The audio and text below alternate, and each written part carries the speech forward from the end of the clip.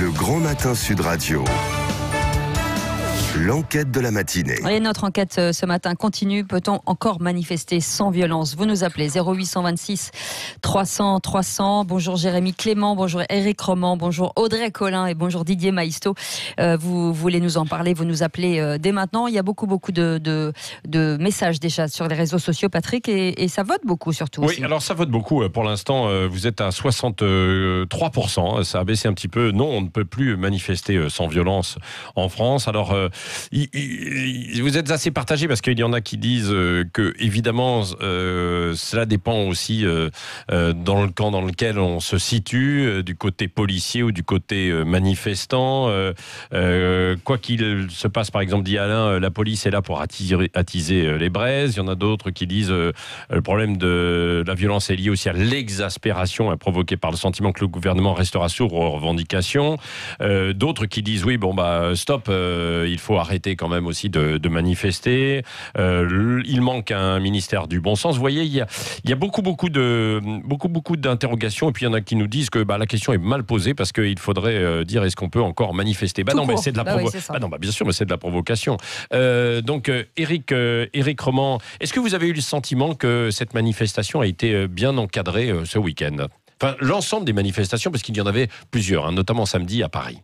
Écoutez, moi j'ai eu l'impression qu'effectivement les manifestations étaient bien encadrées, puisque j'étais dans le cortège de la marche du climat, j'étais sur les Champs-Élysées en fin de matinée, et je suis retourné en début de soirée également, puisque à chaque fois France Police envoie ses délégués sur le terrain pour s'occuper du bien-être des collègues et vérifier que tout se passe bien. Donc effectivement, moi j'ai eu l'impression que c'était relativement bien encadré. Pour une fois, honnêtement, j'ai été chat blanc, j'ai pas vu un incident. Je suis arrivé en retard en fait sur le début de la marche du climat, donc j'ai rejoint Port-Royal quand les incidents avaient déjà eu lieu. Et après, je l'ai suivi jusqu'à Porte de Bercy. Et dans tout le cortège, à ce moment-là, il n'y a pas eu d'incident. Didier Maisto, vous avez suivi toutes les manifestations des Gilets jaunes à l'automne dernier. Vous aviez notamment filmé.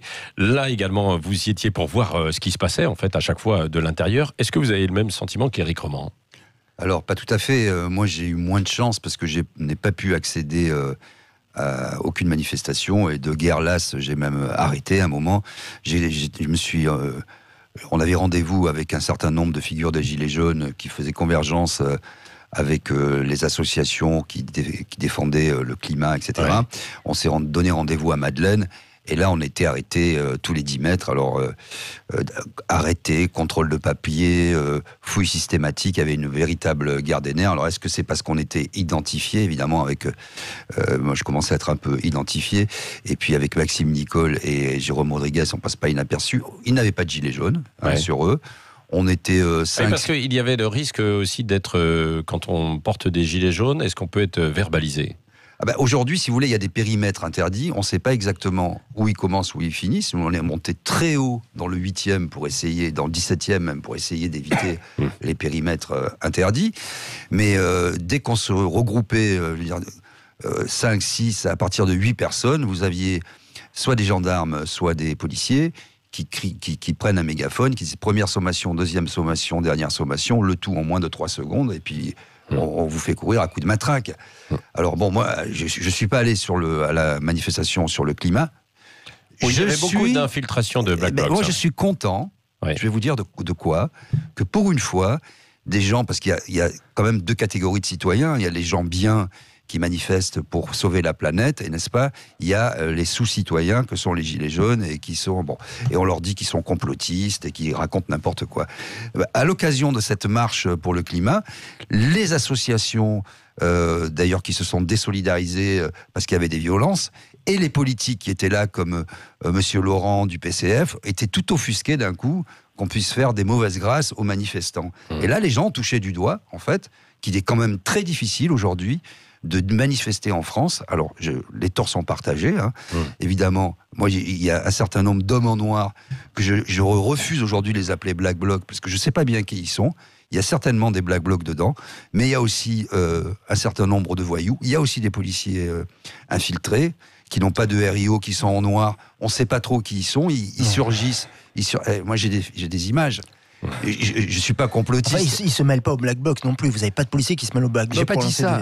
J'ai pas dit ça. J'ai dit simplement qu'il y a des gens en noir qui ne sont pas identifiés, qui n'ont pas de brassard, qui n'ont pas de numéro, qui ont des cagoules. Et puis au dernier moment, vous voyez, ils vous tirent, ils vous coursent. Vous dites, mais c'est qui ces types? Et puis vous vous rendez compte au dernier moment que ce sont des policiers. Moi, je ne veux pas jeter l'opprobre, mais c'est pas vraiment pour moi une police républicaine, ça. Et je pense que la BAC et la BRI n'ont rien à faire dans les manifestations, rien à faire, rien. Éric Roman et ensuite Audrey Collin. Alors, tout d'abord, il faudrait rappeler qu'il y a quand même plusieurs milliers de manifestations à Paris tous les ans. Oui. Plusieurs milliers. Hein. Et 99,99% des manifestations se passent bien. Et vous avez même, sur un grand nombre de manifestations, vous n'avez pas un seul policier qui est là, parce que ce sont des manifestations avec 15, 20 personnes, parfois même un peu plus que ça, plusieurs centaines. Mais on sait que ça se passera bien. Vous avez à la limite, quand il y a plus de 100 personnes, quelques policiers qui s'occupent de bloquer la circulation pour que les gens soient en sécurité. Mais vraiment, les manifestations où il y a des incidents sont extrêmement rares. Oui. Et effectivement, il y en a eu depuis les Gilets jaunes, effectivement, avec les violences qui ont été commises au départ. Audrey Collin est avec nous, secrétaire en Occitanie, oui, pour le syndicat Synergie Officier. Quel est votre sentiment, vous, Audrey Collin? Oui, bonjour. Bonjour. Écoutez, il est bien évident que depuis un an, il y a une grosse différence dans le traitement des manifestations, puisque les manifestants se comportent de façon violente. On a pu voir depuis le 1er décembre dernier, sur les manifestations des Gilets jaunes, on a un vrai problème de violence, et d'autre part, on a aussi une grosse difficulté d'organisation. C'est-à-dire que les Gilets jaunes, depuis le départ, se regroupent sans déclaration préalable, sans responsable désigné.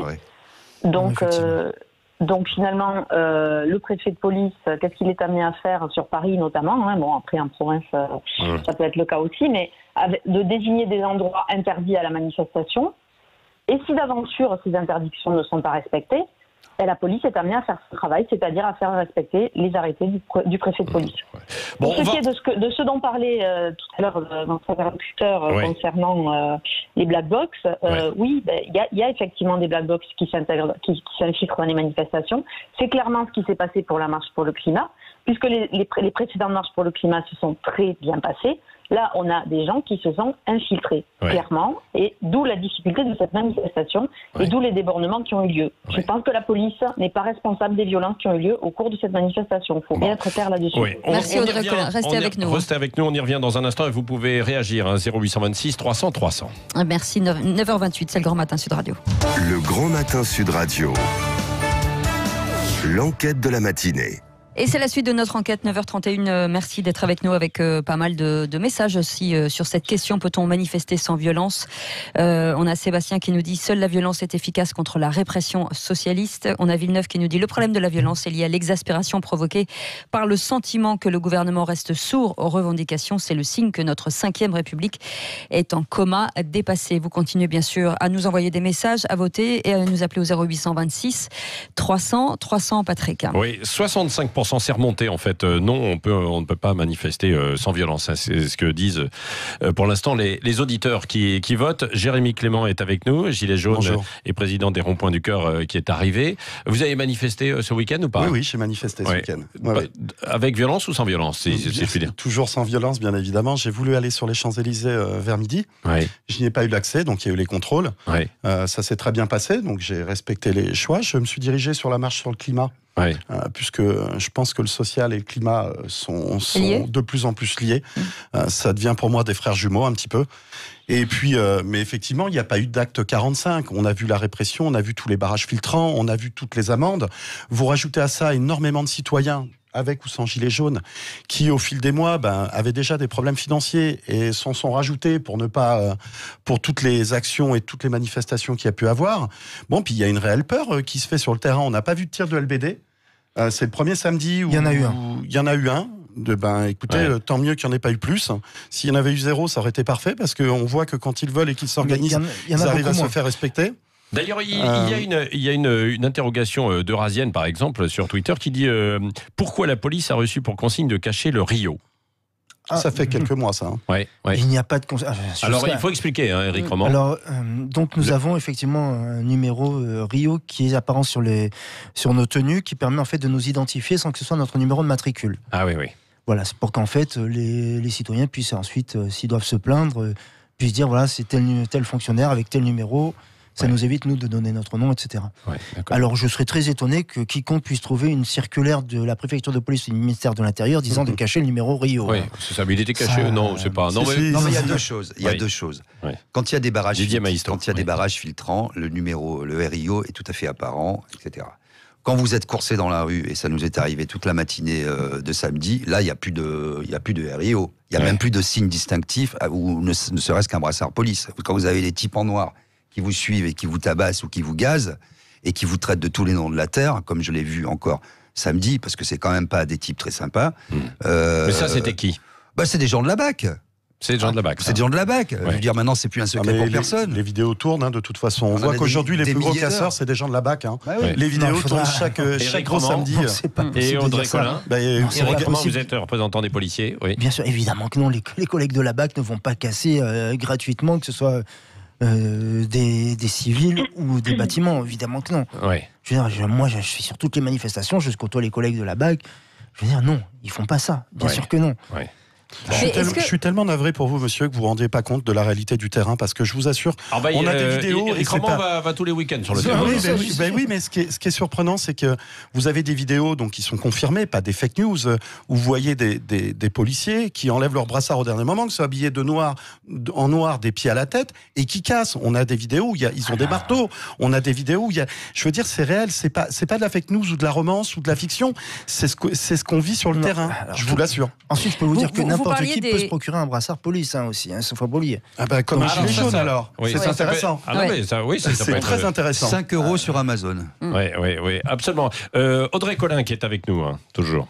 Oui, je suis avec vous, j'écoute ce déballage de clichés absolu et drôle. La BAC, alors voilà, ça c'est le service qui est la cause de tous les maux pour les manifestants. Non, la BAC... Les policiers civils font leur travail. De là à dire que tous ceux en noir, sans brassard, qui cassent dans la rue sont des baqueux, ça me paraît complètement excessif et totalement faux. Surtout, je suis affligée d'entendre encore ce genre de raisonnement. Qui mettent un uniforme, il n'y aura plus de problème. Dans un pays républicain, on met des uniformes, madame. Monsieur, les policiers en civil sont indispensables. Pourquoi ? Pour faire en noir, habillés en black bloc, non, délit. je suis désolé. Pour lever des situations de flagrant délit, les policiers en civil sont indispensables. Arrêtez. Voilà. Alors, le flagrant moi, quand je vois un délit, facteur, il a l'uniforme. Il serait vraiment très intéressant que... Monsieur, je ne parle pas que des manifestations, monsieur. Je vous parle des policiers en civil en général. Et sur les manifestations, pourquoi il doit y avoir aussi des policiers en civil pour arriver à trouver les fouteurs de troubles au sein même des manifestations et éviter que ça dégénère. Pendant des années, tout cela s'est très bien passé. Tout cela s'est très bien pensé. Il y en a eu 1000 dans la marche sur le climat. Ça marche pas, monsieur. Ça marche pas, jusqu'aux gilets jaunes. Mais parce qu'ils sont quand même un peu plus nombreux, les Black Blocs, peut-être que les policiers en civil. Ah non, il y en a 1000 en France, 7500 policiers à Paris sur le terrain. Donc il y a au moins 7 fois et demi plus de policiers que de Black Blocs. Il n'y a pas 7500 policiers en civil, monsieur. Il n'y a pas 7500 policiers en civil. 7500 policiers sur le terrain. Du fait de la non-organisation des Gilets jaunes, on a procédé, notamment sur Paris, à une organisation différente de la prise en charge des manifestations, avec les braves qui ont été mis à disposition, les braves motos, des policiers en moto accompagnés de policiers qui derrière peuvent se déployer plus rapidement. Donc ça, ce sont des policiers en tenue. Des civils, il y en a encore, mais qui sont en groupe et qui sont identifiés. Donc, si vous voyez des gens en noir cassés, ce ne sont pas des policiers en civil. Il faut parce que vous arrivez à voir, vous. Avec cette théorie complotiste. J'arrive à voir puisque j'en ai été, monsieur. J'en ai été, donc je peux vous en parler. On n'est plus à ça près. Oui, je voulais revenir sur le thème. Allez-y. Oui. Je voulais revenir sur le thème des Rio qui sont cachés. Encore samedi, il y a un manifestant qui s'est pris un coup de matraque pour avoir demandé le numéro de Rio. Et on a une observatrice de la Ligue des droits de l'homme qui est poursuivie pour avoir témoigné de ce qu'elle voit sur le terrain. Et des cas comme ça, on en a énormément. Je suis vraiment impatient parce que de toute façon, ce qui se passe aujourd'hui, c'est vraiment un combat pour la liberté. Il y a eu de la fraternité retrouvée au sein du pays à travers le mouvement des Gilets jaunes, qui s'est un peu écartelé, qui s'est un peu détruite au fil des mois, parce que effectivement, sa force, c'est de pas avoir deux têtes à abattre, mais c'est aussi le fait de pas se structurer et qui aide quelque part à faire tenir le mouvement et à pouvoir poser les choses sur la table. Mais il y a un réel combat pour la liberté, et je pense que de plus en plus de gens sont touchés. On voit la réforme sur sur les assédiques, là, le décret qui va passer dans pas longtemps. Les calculs sont très simples. C'est 1,4 million de personnes qui vont encore se retrouver sans leurs assédiques. Ça veut dire qu'on continue de précariser une partie de la population et ça se chiffre en millions à chaque fois. Alors, il y en a qui abusent aussi. Oui, mais je suis entièrement. Bien sûr qu'il y a des abus. Ça serait même intéressant de connaître la proportion des abus. Au moins, on saurait réellement de quoi on parle. Mais vous pouvez pas. Il y a peut-être pas aujourd'hui assez de monde dans la rue pour que les choses changent, mais il y en a suffisamment pour que les choses continuent. Et croyez-moi, tant que le gouvernement continuera à faire un discours de sourd, récupérer les éléments de langage, de toutes les bonnes choses qu'on peut être mises sur la table, de tout ce qui dérange, continuer de botter en touche, en expliquant et en donnant des raisons que ce n'est pas possible, comme un rite partagé, ou au moins sur des points importants, ou plus de transparence, ou une transparence aussi sur les dépenses publiques, ou alors mettre les budgets là où ils font. Non, on continue de faire la répression, de la réforme, de la taxe, et les choses ne feront que s'empirer. Et on a Elisabeth qui est en ligne au 0826 300 300 standard de Sud Radio. Bonjour Elisabeth. Oui, bonjour. Vous vouliez réagir sur Sud Radio? Oui, tout à fait. Bonjour à tous. Bonjour à vos invités et à Didier Maisto. Un grand remerciement par rapport à ces témoignages depuis le début de la mobilisation des Gilets jaunes. Moi je souhaitais réagir parce que effectivement on a senti sur l'acte 45 un non-acte 45 finalement, puisqu'on s'attendait, pour les gens qui n'ont pas pu monter sur Paris, à suivre des lives qui finalement n'ont pas eu lieu, suite effectivement à une répression hors norme, des contrôles en amont, style Minority Report. Non, moi je voudrais parler, alors effectivement il faut être très prudent avec ce terme Black Bloc, mais malgré tout cette nébuleuse aujourd'hui, si on est factuel et si on regarde un peu le résultat de ce que ça génère, moi je pense que c'est une imposture. En tout cas, sur la philosophie des Black Blocs, qui est effectivement de combattre le capitalisme, la casse matérielle, etc. À chaque fois qu'aujourd'hui les Black Blocs rentrent en manifestation, ça justifie une répression très sévère de la part des policiers. Donc, à penser sans théorie du complot que ces Black Blocs, ils sont quand même infiltrés, noyautés par des provocateurs, policiers ou non, qui, en tout cas, justifie la première salve de grenade. C'est toujours pareil. Moi, j'ai participé à 3 actes des Gilets jaunes à Paris. À chaque fois que les Black Blocs interviennent, c'est le top départ des violences et des dérives policières. Éric Roman, qui est policier, secrétaire national du syndicat France Police. J'aimerais rappeler un certain nombre de choses tout de même. Ce week-end-là était particulier parce qu'il y avait aussi les Journées du patrimoine. La marche du climat à laquelle participaient beaucoup de familles avec des enfants, parfois en bas âge aussi, nécessitait effectivement une forte présence policière pour essayer d'éviter l'arrivée dans le cortège d'un maximum de Black Blocs. Je voulais aussi rappeler par rapport à ce qu'a dit ma collègue tout à l'heure qu'il y a eu des manifestations violentes bien avant les Gilets jaunes, la manif de la loi anti-casseurs, aussi que beaucoup de Gilets jaunes ont déposé des déclarations en préfecture pour encerclé dans sa voiture. La loi travail, les syndicats, les défilés du 1er mai. Voilà, donc c'est pas nouveau. Les violences, effectivement, aujourd'hui on va vers une société de plus en plus violente. On sent aussi effectivement que le gouvernement a du mal à répondre à un certain nombre de revendications dans le pays, c'est clair, et qu'il choisit effectivement une voie beaucoup plus sécuritaire qu'auparavant. Bon, malheureusement, là, c'est après aux citoyens de choisir lors des prochaines élections. Nous, pour l'instant, nous continuerons à servir le gouvernement légalement élu. Moi, c'est la seule tristesse que j'ai lorsque je suis en manifestation le samedi, c'est que je vois des personnes âgées, des personnes en fauteuil roulant, des mamans avec des enfants à la manif pour le climat. On est en train de parler de la manif pour le climat, quand même, où il y a eu dès le départ des agressions et des provocations de la part de la police et des CRS. Et j'en suis navré parce que j'ai passé des mois à défendre votre corporation. Mais au jour d'aujourd'hui, force est de constater qu'il y a vraiment des dérives et des abus. Vous avez certainement dans vos rangs, comme dans les rangs des citoyens des Gilets jaunes, des gens qui sont contents d'être là le samedi. Vous n'avez pas que des CRS et des policiers qui se disent « Zut, on bosse encore, on va être payé 20 € de l'heure au lieu de 14 ». J'en sais rien. Non, vous avez des gens qui s'en fichent de l'argent. Vous avez dans vos rangs des gens qui sont là pour casser du citoyen. C'est dur ce que vous dites, monsieur. Attention à ce que vous dites. Mais j'en suis triste. Ça m'attriste. Quand je vous dis que ça m'attriste, c'est vraiment que ça m'attriste. Prenez les regards des gens, de ces fameux des baqueux, parce que c'est comme ça que ça s'appelle dans le jargon. Prenez le regard de certains CRS que vous mettez en première ligne, je peux vous assurer qu'il doit y avoir un choix qui doit être fait pour ceux qui sont en première ligne et ceux qui sont derrière, parce qu'il y a des regards où ils n'attendent qu'un pas de travers pour pouvoir vous dégommer. Et oui, je trouve ça triste et oui, je le déplore. Ce qui est sûr, c'est qu'un fossé s'est creusé entre les citoyens et les forces de l'ordre depuis le début du mouvement des Gilets jaunes. Il ne faut pas oublier qu'au début du mouvement des Gilets jaunes, vous aviez beaucoup de policiers au sein des Gilets jaunes. Bien sûr. Des policiers actifs, mais aussi des administratifs, des catégories C de la fonction publique qui ont un vrai problème de pouvoir d'achat, nos administratifs et certains jeunes gardiens de la paix. Ça a changé à partir du moment où il y a des violences exercées contre les policiers, où là, la quasi-totalité des policiers et des membres du ministère de l'Intérieur se sont retirés des Gilets jaunes. Mais ce qu'il faut voir, c'est pour ça que c'est ce que j'essaie de dire depuis le début, mais c'est difficile de faire de la nuance, notamment sur les réseaux sociaux, où on est souvent pris au premier degré, etc. Il y a quand même, effectivement, depuis l'acte 3, où c'était la panique, puisque le pouvoir a vraiment vacillé ce jour-là. Et ensuite, il y a eu différentes expérimentations qui ont été faites, et une instrumentalisation de la peur, une instrumentalisation de la violence, ce qui a fait fuir... Pour les élections européennes, par le gouvernement, on est bien d'accord. Ce qui a fait fuir toutes les familles qui venaient manifester le samedi des Gilets jaunes, parce qu'ils ont la trouille, et il faut les comprendre. Se prendre un tir de LBD, moi j'avais quand même jamais vu ça, des Français tirer sur des Français. Et donc je pense que le meilleur moyen pour lutter contre cette haine de la police, parce qu'on vous sent grandissante samedi après samedi, c'est d'avoir déjà un uniforme. Je ne comprends pas que dans un pays comme la France, pays des droits de l'homme, pays des Lumières, avec une police républicaine, une tradition républicaine de la police et de la gendarmerie, il y ait des gens qui soient maquillés, grimés, déguisés, en racaille de banlieue, alors, si vous me passez l'expression. Ma collègue, parce que c'est ça, dit tout à l'heure. Vous avez... Non, attends. Ils sont mal habillés, ils vous parlent mal, ils vous traitent de tous les noms.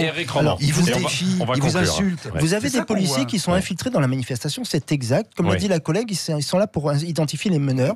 Il y avait eu un très bon article du Parisien où on vous racontait comment un certain nombre de policiers avaient suivi une personne qui avait fait des dégradations pendant toute une manifestation, mais qu'on n'avait pas pu interpeller, parce qu'on ne peut interpeller que quand c'est en sécurité. Mais voilà. Donc j'y étais, il faut bien voir. C'était le jour où les véhicules de l'opération Sentinelle ont été brûlés. Absolument. J'étais pendant 4 heures en train de filmer, du début à la fin, au milieu. Il ne s'est rien passé. Vous m'avez suivi ce jour-là ? Il ne s'est rien passé. Il y a des centaines de caméras. Il y a des gros plans et les types, ils sont partis bien tranquilles. La circulation n'a pas été bloquée ce jour-là. On s'est retrouvé à Trocadéro au milieu des landaux avec des bancs publics qui volaient dans les airs. La circulation n'était pas bloquée. Et ce qui me fait douter de ces fameux Black Blocs, je suis pas sûr que ce soit des Black Blocs. Je vais vous expliquer. Je dis pas que ce sont des policiers. J'ai aussi parlé d'un certain nombre de voyous qui sont là. Quand on était avenue de Suffren et que vous voyez des gens s'en prendre avenue de Suffren, à des automobilistes au feu, casser les automobilistes, les tirer de leur voiture, leur mettre des coups de poing. Ce ne sont pas les agissements des Black Blocs, ça. Je suis désolé. Donc, qui sont ces gens qu'on laisse faire ? Est-ce que ce sont des petits indiques, comme on l'a vu ? Parce que j'ai vu aussi des gens en scooter tourner. Les Black Blocs cherchent aussi, en fait, à avoir des martyrs. C'est aussi pour ça qu'ils sont mis dans la marche pour le climat. En essayant d'avoir une riposte de la police nationale, ils ont espéré en fait qu'il y aurait des blessés parmi les civils qui étaient là, des enfants, des mères de famille, et ils ont espéré qu'ainsi ça deviendrait des emblèmes et des martyrs pour la cause. Il faut bien voir ça aussi. Les Black Blocs instrumentalisent aussi bien les marches pour le climat, c'est ce qui a posé beaucoup de problèmes à la préfecture de police, que pour nous sur le terrain. Conclusion avec vous. Je vais essayer d'aller très vite. Donc sur les 3 thèmes, pour finir sur ce sujet, bien écoutez, moi je pense que pour rester sur une note positive, c'est qu'on est en relation avec certains syndicats de police et autres. Donc je pourrais vous citer des noms parce que ces gens-là ne s'en cachent pas. On est invité à la manifestation que vous organisez donc le 2 octobre pour vos droits. On ne sait pas encore si on viendra parce qu'on veut être sûr que ça ne fasse pas de polémique, mais bien que ça soit constructif. Aucun intérêt d'aller faire une convergence si c'est pour que le samedi d'après il y a encore des troupes et un fossé qui se creuse, mais on espère qu'on sera présent parce qu'on aura discuté des sujets de fond avant. Et en ce qui concerne le reste, si on devait revenir sur le sujet, par exemple, sur le sujet des des violences, non, pas des violences. Non, j'avais des chiffres concernant les assédiques et concernant les fraudes. Le Pôle emploi. Donc c'est 2,15% par rapport à un rapport de la CNAF pour la fraude. Et en 2016, on était à 0,5%. Donc il y a une augmentation, mais ça reste quand même très faible. Et ça change pas qu'on aura quand même 1,4 million personnes qui vont se retrouver avec des aides en moins. Ouais. Merci à tous d'avoir participé à ce débat. Audrey Collin qui était en ligne avec nous, secrétaire aussi en Occitanie pour le syndicat Synergie Officier, Éric Roman du syndicat France Police, Jérémy Clément Gilets jaunes et Didier Maesto. On termine à 65%, ça n'a pas bougé là en fait, 65% en disant que non, on peut pas manifester sans violence en fait aujourd'hui.